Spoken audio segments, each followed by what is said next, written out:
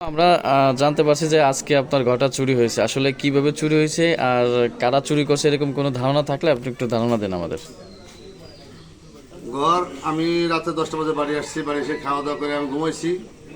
ঘুমানোর পরে আমার উত্তর পাশে পূব পাশে আমার পিস দরজার সাইডে গ্রিল কেটে চোর ঢুকছে। আমি টের পাই নাই। আনুমানিক রাত হয়তো বা 12:30 থেকে 2টার মধ্যে চুরিটা হয়েছে। তো আমার সব রুমে আলমারি শোকেস এটা তল্লাশি করছে, তালা ভাঙছে। তো আমার মেয়ের রুমে স্বর্ণ ছিল, আরো কাপড় চোপড় ছিল, এগুলো নিছে। স্বর্ণ নিছে, কি কি নিছে? চেন নিছে, 2 জোড়া কাঁটা নিছে, আংটি নিছে আর হাতের ব্যাস নিছে। আচ্ছা, নগদ কোনো অর্থ নিছে?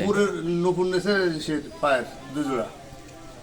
আর সে 3 পিস নিছে 5-6 সেট, আর শাড়িও সেট 5-6টা নিছে।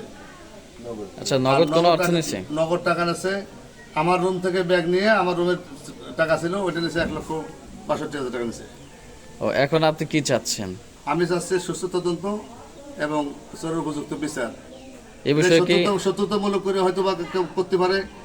আমি তো দেখিনি, যেতাম দেখিনি, আমি কাউকে সন্দেহ করে নাম বলতে পারতেছি না। এই বিষয়ে কি আপনি কি টুঙ্গিপাড়া থানায় কি কোনো অভিযোগ দায়ের করছেন? না, আমি এখনো কোনো অভিযোগ দায়ের করি নাই। আমি থানায় অভিযোগ দায়ের করবো। আর এর মাসখানেক আগে আমার সরোবার গরু চুরি হয়েছে 3টা। এই চোর ধরা হয়েছে। তারাও এগুলো করতে পারে, অসম্ভব কিছু না। তার মানে আপনারা বলতে চাচ্ছেন যে আপনাদের এই যে কুশলী ইউনিয়ন 7 নম্বর ওয়ার্ডের প্রতিনিয়ত একাধিকবার চুরি হচ্ছে এরকম, জি, জি। কিন্তু কে বা কারা চুরি করছে এরকম আপনার সত্যতা পাচ্ছেন না? আচ্ছা, গরু চোর ধরা হয়েছে। শুধু গরু চোর ধরা হয়েছিল। আচ্ছা, ঠিক আছে।